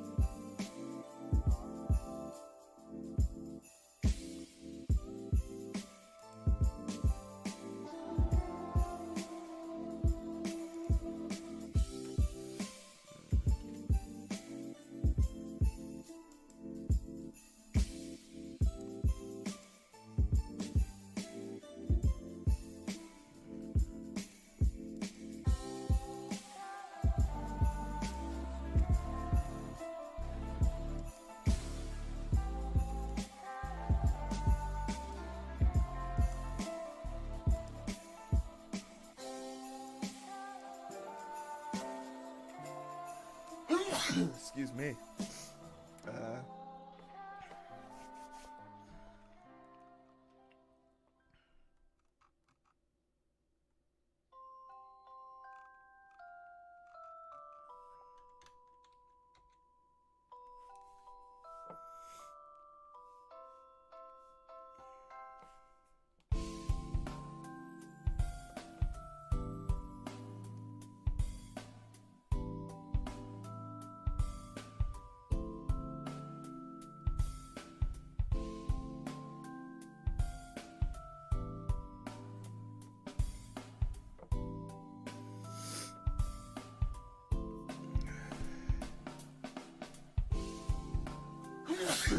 Excuse me.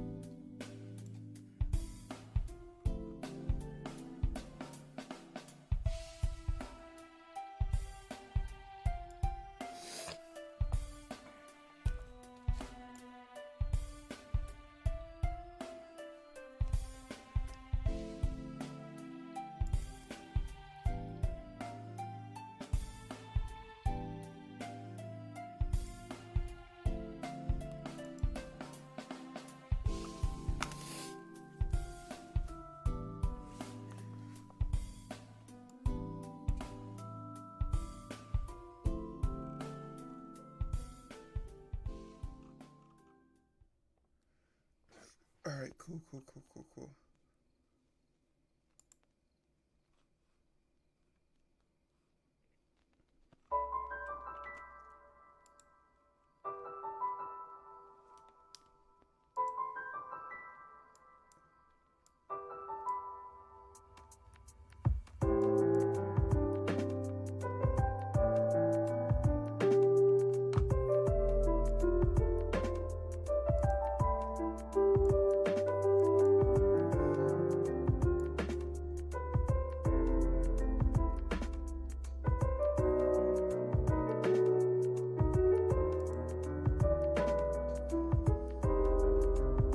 Reference.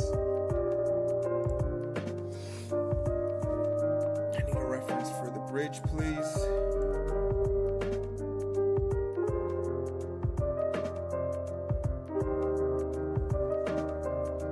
Do I have one in early chapters?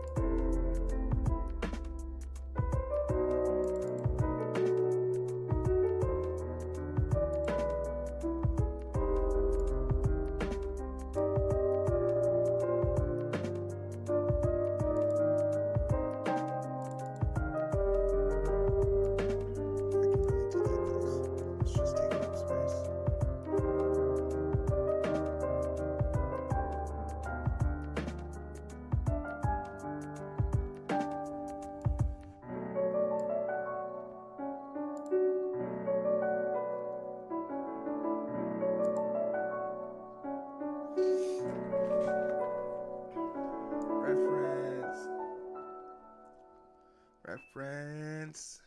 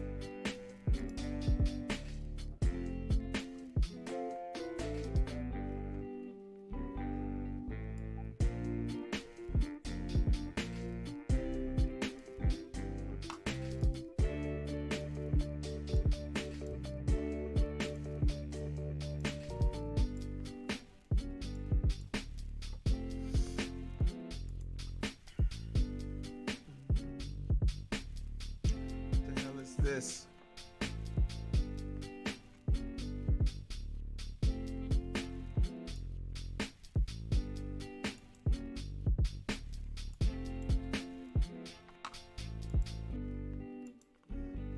Reference.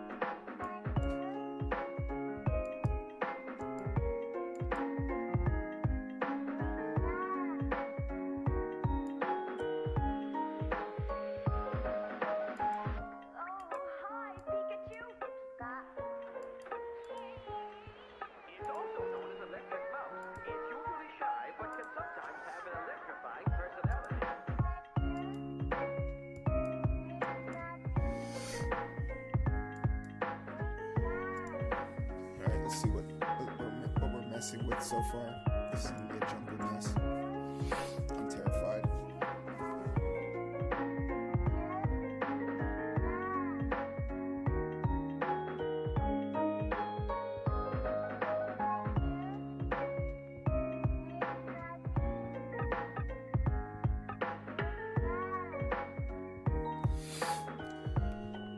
Snaps. I didn't even know that there was a brick there.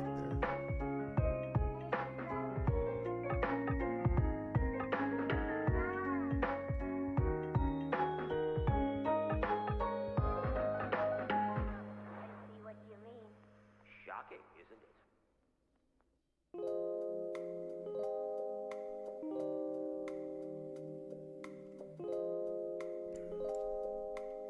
Alright, let's get all the bricks real quick.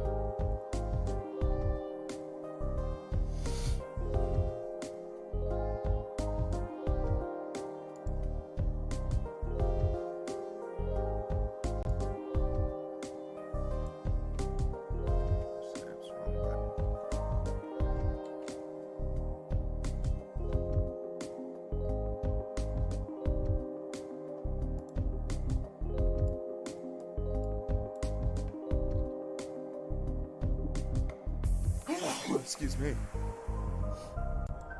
These are some beastly sneezes right now. They coming from the gut. You hear me?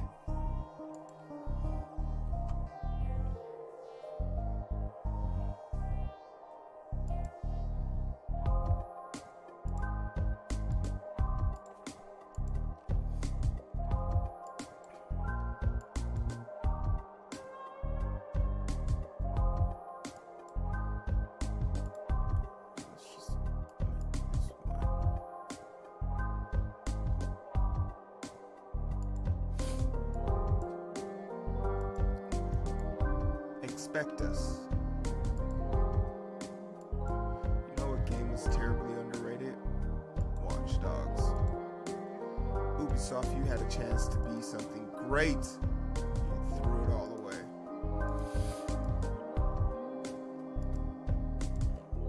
Don't worry, I'll be buying Legion.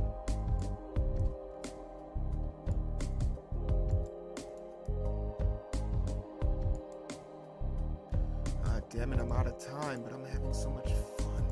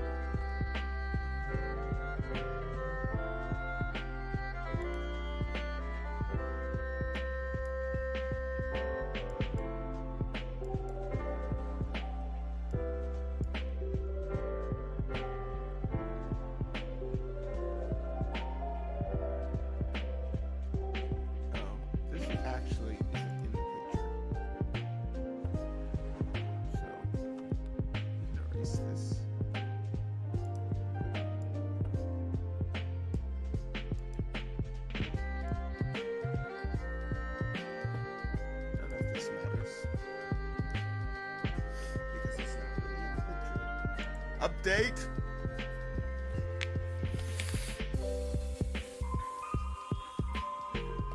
Like, I'm excited to finish this one because obviously this is like super interesting and super intriguing. I always have fun with the water effects. I always try and make like something special. But like, I mean, one look at this and it's like, how could I not? And it doesn't do it justice because like, if you don't know what it looked like before, you're just assuming.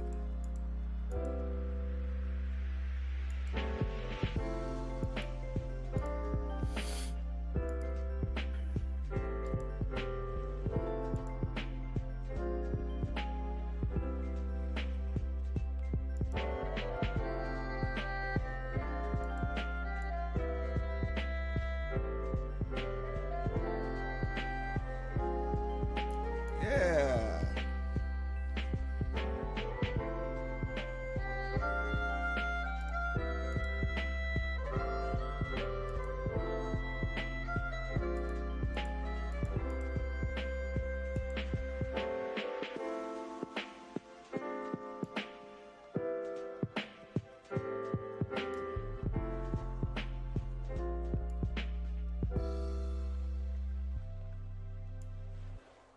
Give me a chance to be great. Come on.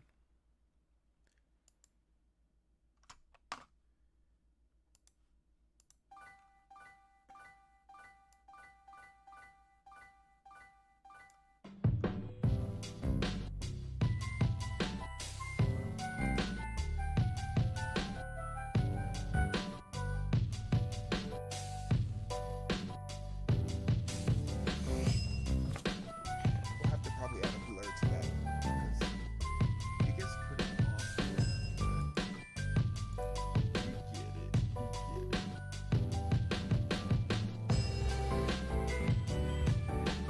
You get it. Alright, let's see what mess we got going on here. Yeah. Do we see any blue rocks? Got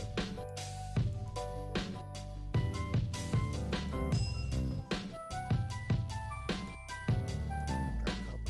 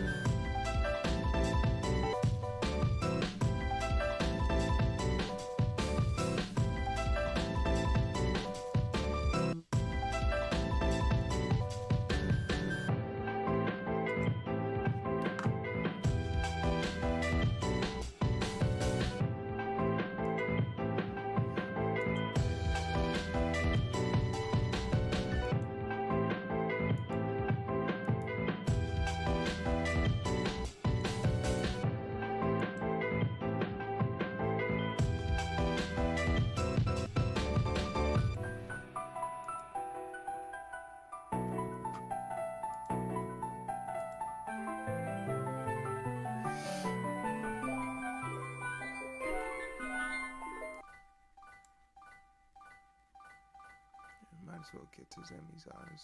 So let's go color again. Let's go back here. Figure out what's going on with this damn book.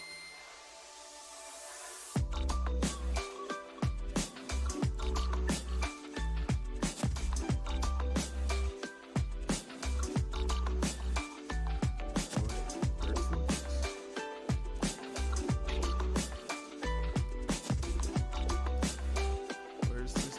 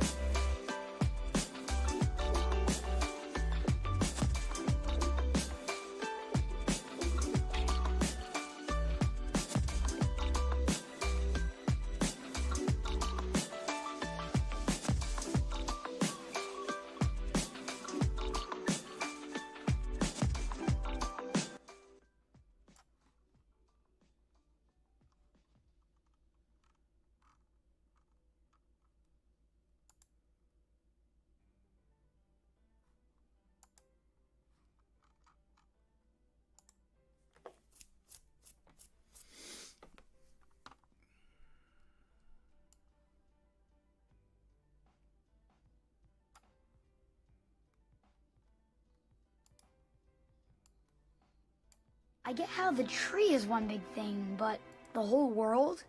Sure. You think you're any different from me, or your friends, or this tree? If you listen hard enough, you can hear every living thing breathing together. You can feel everything. I get how the tree is one big thing, but the whole world? Sure. You think you're any different from me, or your friends, or this tree? If you listen hard enough, you can hear every living thing breathing together. You can feel everything growing. We are all living together, even if most folks don't act like it. We all have the same roots, and we are all branches of the same tree.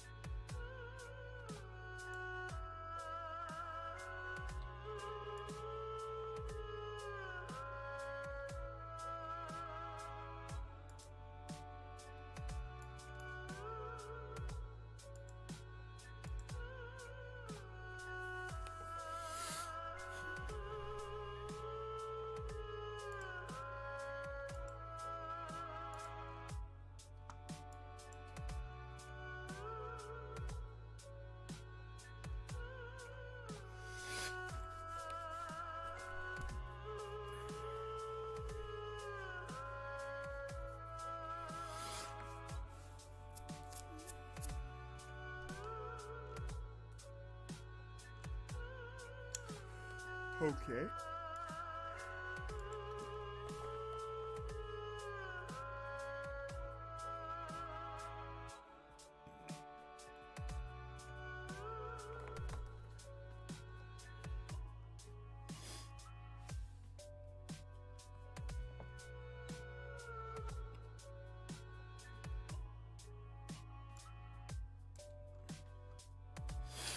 All right, let's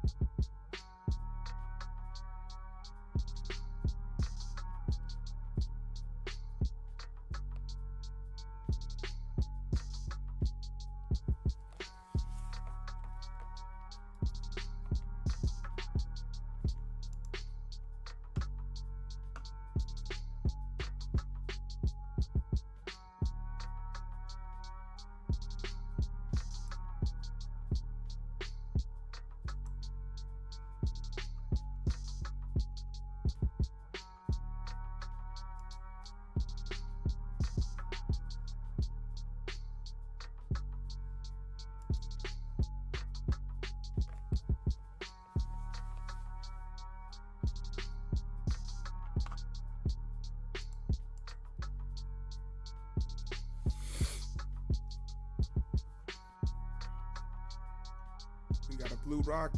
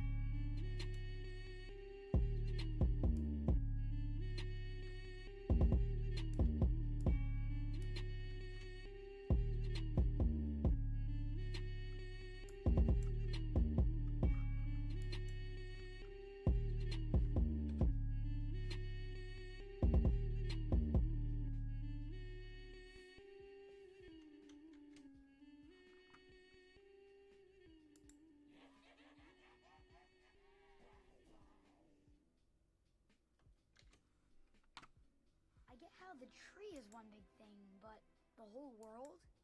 Sure. You think you're any different from me, or your friends, or this tree?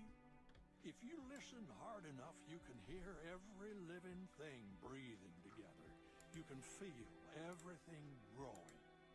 We're all living together, even if most folks don't act like it. We all have the same roots, and we are all branches of the same tree.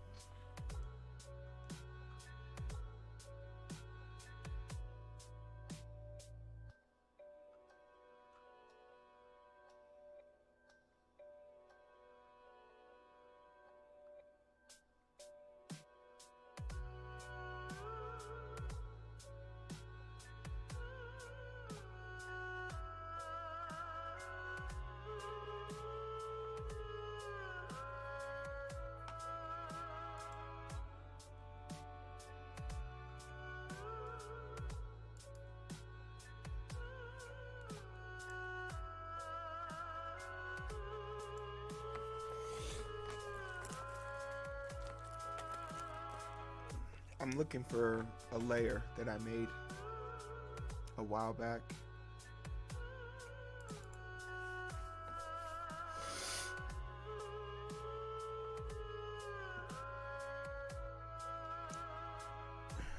And at 3 o'clock, I'll go to bed.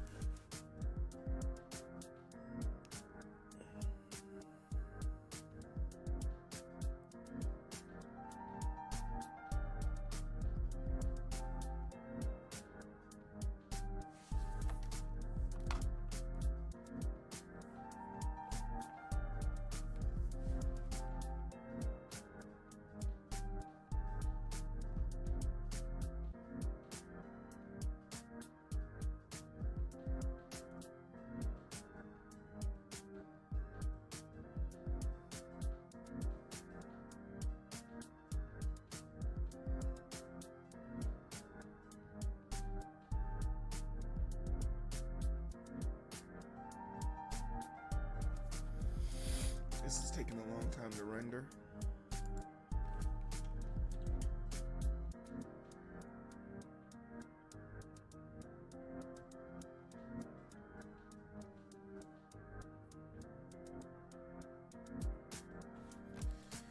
All of 6 colors.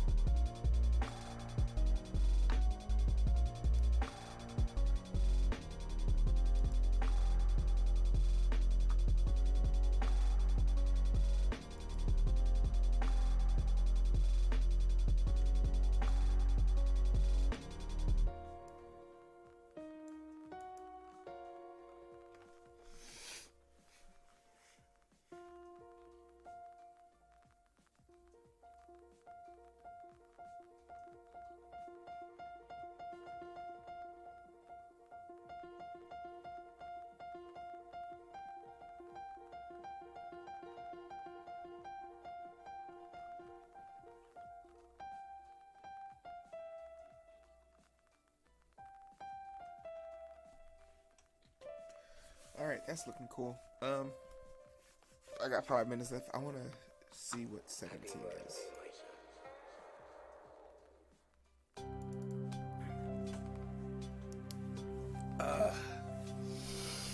Let's see what 17 is.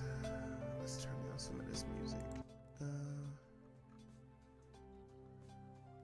Oh, wow. Okay.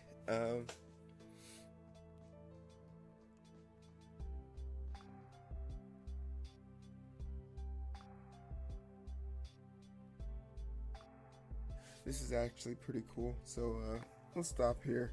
I feel like we accomplished somewhat of a goal.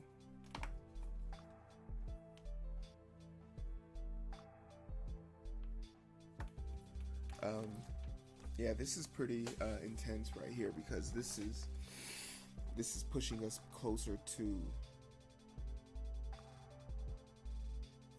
book 2.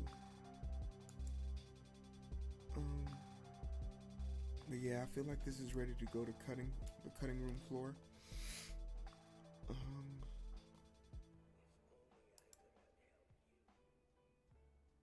This is ready for the cutting room floor. Actually, no, it's not. I haven't edited any of the shadows.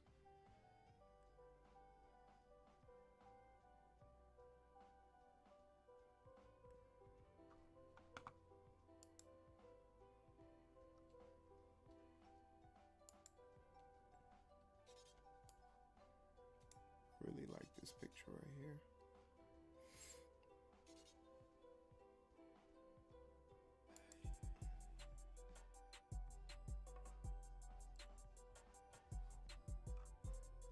Next.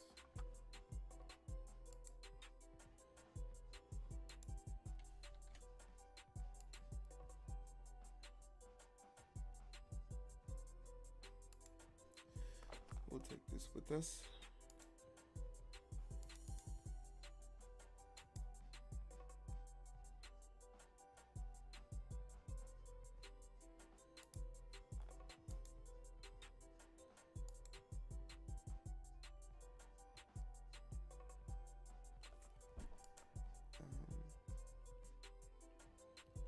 We'll come here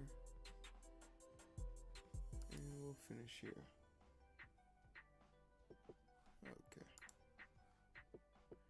Yes.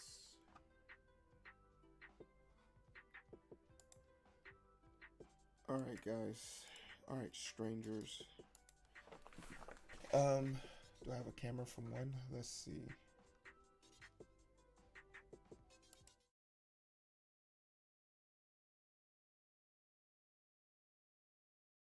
A mic on for it? Yeah, I do.